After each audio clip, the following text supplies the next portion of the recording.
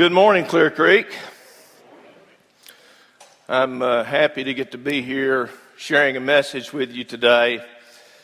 I don't know how many of you have seen the title. There is a play by William Shakespeare called Henry VI. It's not one of those you would have read in high school or college. It's, I won't say obscure, but it's not one of his more well-known plays, but it has a line in it that probably everybody in here has heard at one time or another. It's maybe his most famous line from his play. And it comes up in this scene. There's a man named Jack Cade who is a criminal, a bad criminal. And he and some of his gang are thinking of overthrowing the government, and they're sitting around talking about what this great utopia is that they're going to establish. When they take over the government, it's going to be the greatest thing in the world because you're going to have all the food you want and all the drink you want. It's going to be against the law to charge money for beer. They have all sorts of things planned out about why this is going to be the greatest utopia ever. And as he finishes his little bit of a soliloquy, his buddy Dick the Butcher chimes in. Now, Dick the Butcher is not like Sam the Butcher from the Brady Bunch. Dick the Butcher got his name because he literally butchered people. And so he was a rough sort of a character, as they all were. And Dick the Butcher's comment was, if we're going to really hit utopia, he says, the first thing we'll do, let's kill all the lawyers.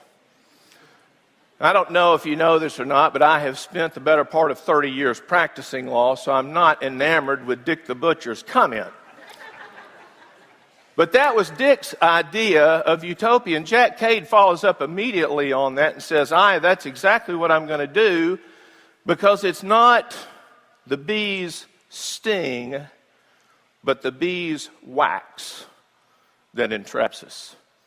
And what he's talking about is it's the bee's wax that seals orders of the court and things that these legal documents that keep the people down. So that's their plan for utopia, is to begin by killing all the lawyers.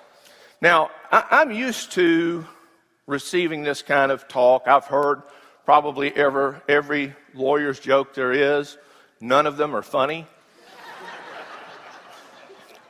I don't know if you've heard any of them before or not.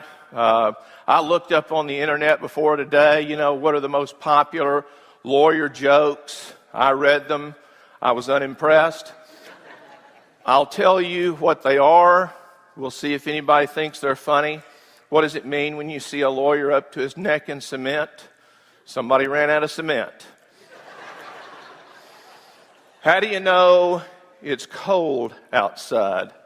If a lawyer has his hands in his own pockets. You're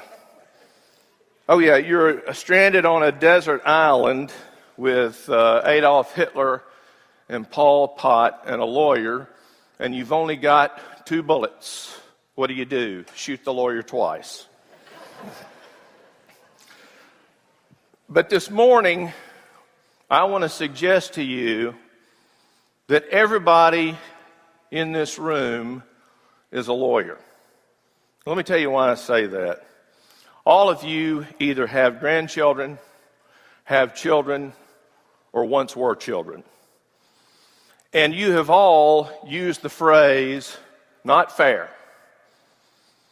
We sit around as lawyers and we decide what's fair and what's not fair, and we make comments about, that's just not a fair thing to do, or we justify something else. I remember growing up, my sister, I at one time called her Leon Jaworski, who was a very famous lawyer, by the way, because when she would start a diet, by the time she had analyzed all of the science behind it, a hot fudge sundae might wind up on the menu as a dietary item. Because you can ultimately, if you want to, justify whatever it is that you want to do as a lawyer. I would suggest to you that the lawyer in you allows you to watch things on TV that you probably ought not to watch. The lawyer in you justifies going to movies sometimes that sometimes you just have no business being at. The lawyer in you justifies essentially everything that you do in your life. So I would say to you that everybody in this room, to some extent, is a lawyer. One of the examples that I used a long time ago about how your lawyer talks you into things, this was back in 2010. I went to get a car for my wife. She needed a car. I did not. We bought two. I got on the lot at Toyota of Cleveland. I'm friends with Mark Smith, who was the general manager up there. He comes up to me. He knows how much I love trucks. He says, Kyle, we've got this brand new limited edition Toyota Tundra. I said, Mark, I'm here for Brendan. He says, well, let me just tell you, Nelson Bowers drove it. So it's never been titled, but I can sell it to you as a used vehicle, which means you'll get the depreciation. I can still sell it to you at 0% financing so that you don't have to take your money and use it. You can use our money. And before you know it, my lawyer and me had started talking to me about this. Wait a minute. I can actually make money on this vehicle. This could be the greatest car investment coup of all time. And the next thing you know, instead of leaving the lot with one car, we left with two. That's the kind of thing that the lawyer inside of you will try to do to you if you give them a chance. I convinced myself I was not being financially irresponsible by doing that. Now, in my defense, I'm still driving that truck to this day because of the guilt feelings I had over doing that. So we'll see how much longer I continue to drive that truck. Our lawyer also cries out for justice. Not the kind of justice you read about in the Bible, but the kind of justice that we want. I mean, a lot of you in here were probably aware of when bin Laden was killed, and when you're watching the report that SEAL Team 6 had gone in there and blown him away. And I just wonder how many of us were like, yeah, versus what our reaction probably should have been to the death of someone. You know, the verdict comes in on O.J. Simpson, and what we really want for O.J. Simpson is for him to go to jail. We desire, not for ourselves, we desire mercy for ourselves, but for everybody else, the lawyer inside of us decides that we want justice for those people. And the Bible is littered with situations where the lawyer has taken control in somebody's life and determined what they were going to do. I'm going to start with opening the Bible to 2 Samuel chapter 11. Now, this is the story of David. So you can probably figure out exactly what story I'm about to talk about. It's the story of Bathsheba. And when you turn to 2 Samuel chapter 11, the scripture starts with this. In the spring of the year, the time when kings go out to battle, David sent Joab. When kings are going out to battle, this is the time of the year when they go out to battle. And if you go back in Scripture, David had gone to every battle. But in this one, he sent Joab. And it talks about as they go down that they ravaged the Ammonites. They besieged Rabbah. But David remained at Jerusalem. Now that's the opening passage to 2 Samuel chapter 11. What do you imagine comes next? The very next verse. It happened late one afternoon when David arose from his couch and was walking on the roof of the king's house that he saw from the roof a woman bathing. And so started the story of David and Bathsheba. But I want to flip back to the fact that David didn't go into battle. And this is pure conjecture on my part, but I have to think this is kind of where the lawyer in him piped up. Because it wasn't any kind of a battle, it was a siege battle. And if you know anything about siege battles, you have a city that's kind of in a fortress where they can shoot down at you, and you're in a losing position when you're trying to fight that kind of a battle, so you lay siege to the city, which means you just surround the city, cut off all the supply lines, cut off the water, and prevent them from getting out and getting food, and ultimately you're just starving them out to where they have no option but to come out and battle you. And I can see David saying, well, it's a siege battle. They don't need me there. I'll just be sitting around talking to the guys at the campfires. We're sitting around waiting for them to run out of food. I think I'll just stay here. And that was the first step. Then you know how the story goes. Sleeps with Bathsheba, winds up she's pregnant, calls Uriah back in to try to get him to sleep with Bathsheba, can't get him to do it. Sends Uriah out to the battlefront with his orders. Tells Joab to send Uriah to the front where the battle is the worst so that he'll be killed.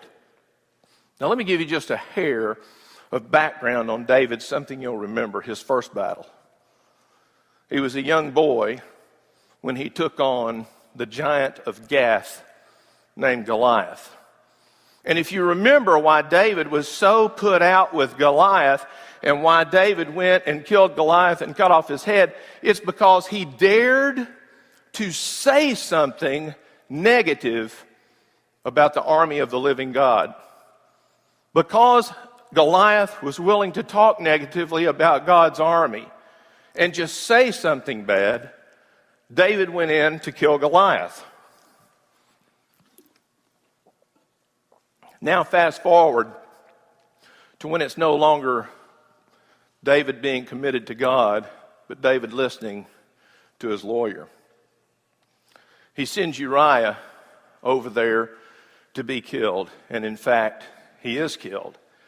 And the most interesting part of the scripture to me is when Joab is sending a messenger back to David to give him the news. Because Joab knows what kind of battle it is. It's a siege battle. And everybody's thinking, David may get a little upset and say, what in the world were we doing attacking such that anybody could get killed in a siege battle? And if you look, Joab is instructing the messenger that he's sending to David, and this is in verse 19. And he instructed the messenger, when you have finished telling all the news about the fighting to the king, then if the king's anger rises, and if he says to you, why did you go so near the city to fight? Do you not know that they would shoot from the wall? Who killed Abimelech, the son of Jerubbesheth? Did not a woman cast an upper millstone on him from the wall so that he died at Thebez? Why did you go so near to the wall? Then you shall say, your servant Uriah the Hittite is dead. If you go on through that passage, you see this play out. The messenger goes up to David, and just like Joab was telling him, he was anticipating David to get mad. Because there's no place in siege battle to be attacking the wall. And when he gets to the end of the story of the news with what happens, he tells David, your servant Uriah the Hittite is dead. And in verse 25, David said to the messenger, thus shall you say to Joab, do not let this matter trouble you, for the sword devours now one and now another. Don't worry about it. It's okay. Tell Joab, no worries. This is how far David has fallen. Uriah is not the only person David sent to his death, and Uriah, we read about early in the Bible, he's one of David's mighty men. But because he sat there listening to the reasoning of his lawyer, he has made some extraordinarily bad decisions that end in the murder of several of the very army for which he killed Goliath for even saying something bad about. It has taken him to a new level. There's a couple of others that I want to share with you. One of them just because I think it's hilarious.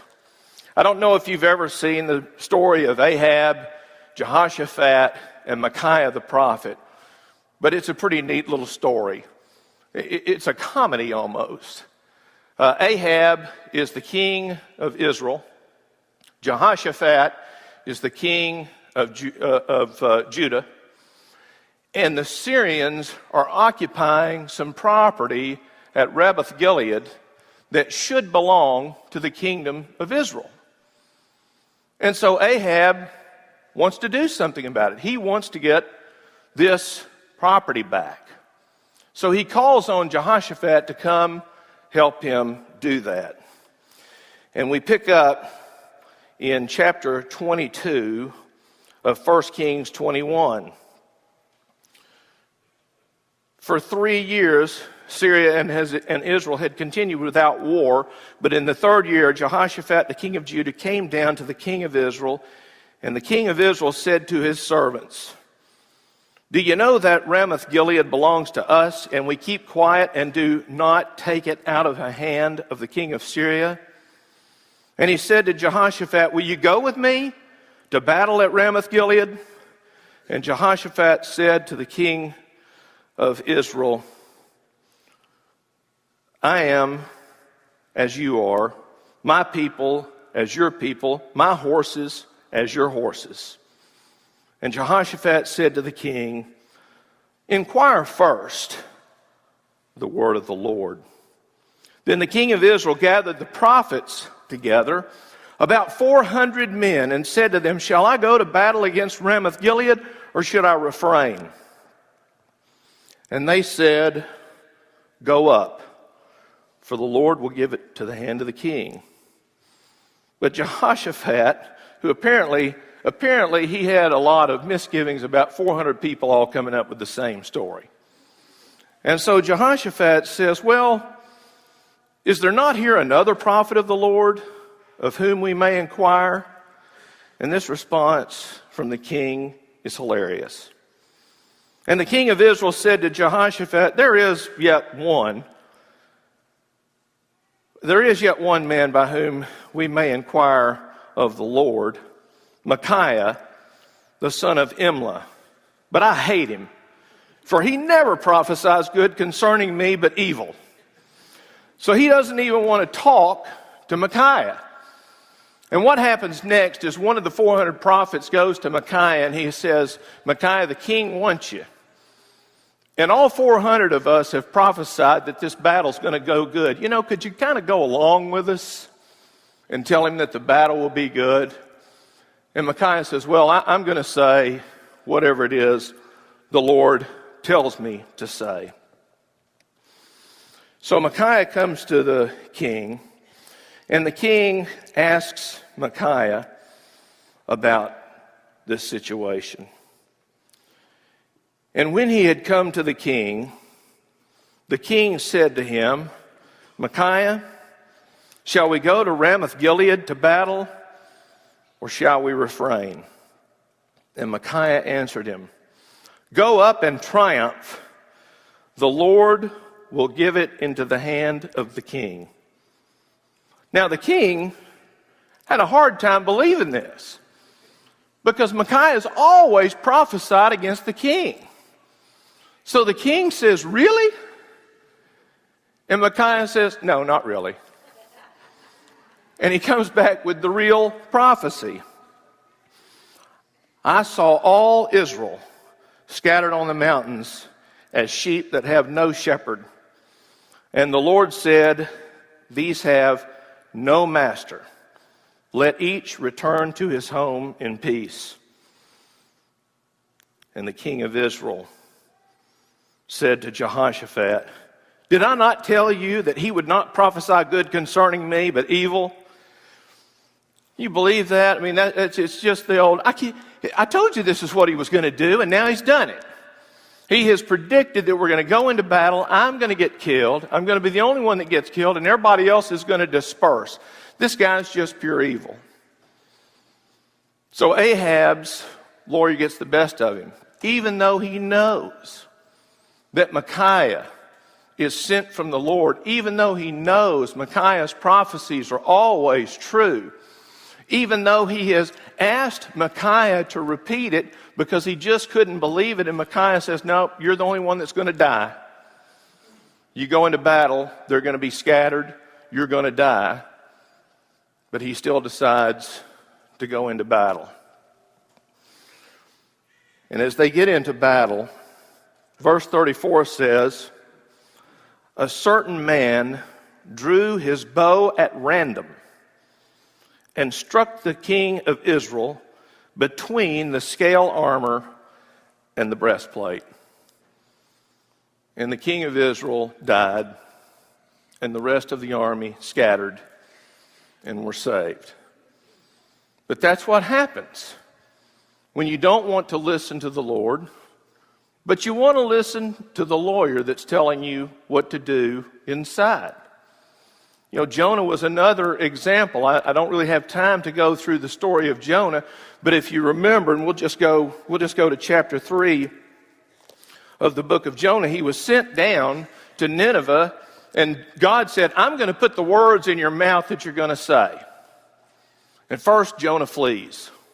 Thinks he's going to leave the presence of the Lord. Not particularly a brilliant thing to think you're going to be able to do. Jonah nevertheless does it. Gets swallowed up by a whale. Comes back. Now we're in chapter 3. And we're kind of starting all over again. And God says, "All right, I'm going to give you the message. And this is what you're going to tell them." And so Jonah goes into the city a day's journey. And he called out, "Yet 40 days, and Nineveh shall be overthrown." And the people of Nineveh believed God.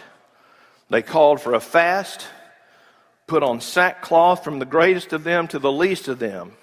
The word reached the king of Nineveh, and he arose from his throne, removed his robe, covered himself with sackcloth, and sat in ashes. And he issued a proclamation published throughout Nineveh. "By decree of the king and his nobles, let neither man nor beast, herd nor flock taste anything. Let them not feed or drink water, but let man and beast be covered with sackcloth, and let them call out mightily to God. Let everyone turn from his evil way and from the violence that is in his hand. Who knows, God may turn and relent from his fierce anger, so that we may not perish."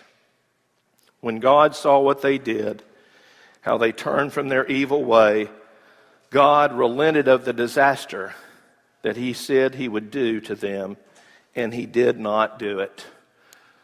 Man, how great is that for a preacher of righteousness? Go take a message, and the most evil city in the history of mankind believes God and repents. I mean, this is a moment of rejoicing, right? But that's not what Jonah did. The very next verse, "It displeased Jonah exceedingly, and he was angry. And he prayed to the Lord and said, 'O Lord, is this not what I said when I was yet in my country? That's why I made haste to flee from Tarshish.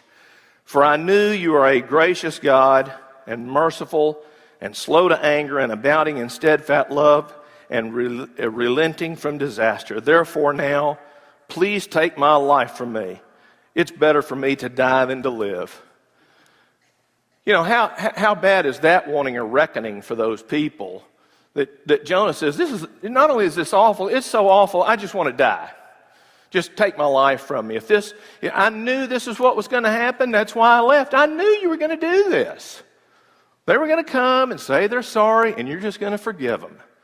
And they deserve so much worse than that. And that's what our lawyer does, isn't it? We want that justice. We want that evening of the score. We want a reckoning. But that's not the way of Jesus Christ, is it?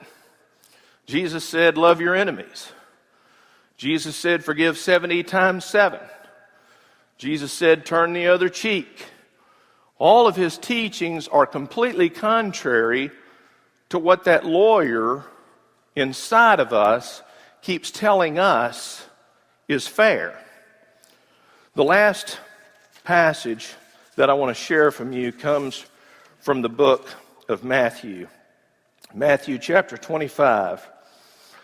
To me, I've always said this is one of the two most frightening passages in the Bible, in my studies. Matthew chapter 25, verses 31 through 46 is the story of the sheep and the goats. And you've all heard the story of the sheep and the goats. I'm not going to read the whole thing, but what I am going to tell you is the very first part. When the Son of Man comes in his glory and all the angels with him, he'll sit on his glorious throne. Before him will be gathered all the nations, and he will separate people one from another as a shepherd separates sheep from goats. He'll place the sheep on his right and the goats on his left. And then he's going to tell the sheep first, come on in, because when I was hungry, you fed me. When I was in jail, you visited me, and on and on. And they couldn't even remember, Lord, when did we see you like that? Then he talks to the goats. He said, when I was in jail, you didn't visit me. When I was hungry, you didn't feed me. When I was naked, you didn't clothe me. And the goat said, Lord, when did we see you like that? And as I look at the goats, the thing that comes clear to me is, number one, these are people who absolutely believed in Jesus because they knew who he was. And they were saying, well, when did we ever even see that? We would have done that. We would have taken care of you. And Jesus is essentially telling them, go away from me, for I don't know you. And these are religious folk. And I ask myself often, is the lawyer in me justifying actions that cause me to be a goat and I just don't know it? Am I focused enough on living Christ to the world and worrying about the things of heaven as opposed to worrying about the things of earth? And the sheep and the goat story is something that always comes to me as a point of reference that I read over and over, trying to make myself examine my life and make sure that my life is right. So as I close out today, I just want to leave you with this thought. If you truly want to be a follower of Jesus, you would do well to heed the advice of Dick the Butcher. First thing we do, let's kill all the lawyers. We need to get rid of that lawyer inside of us that justifies all the conduct that we want to do. And we need to take on the person of Christ that tells us all the things that he wants us to do.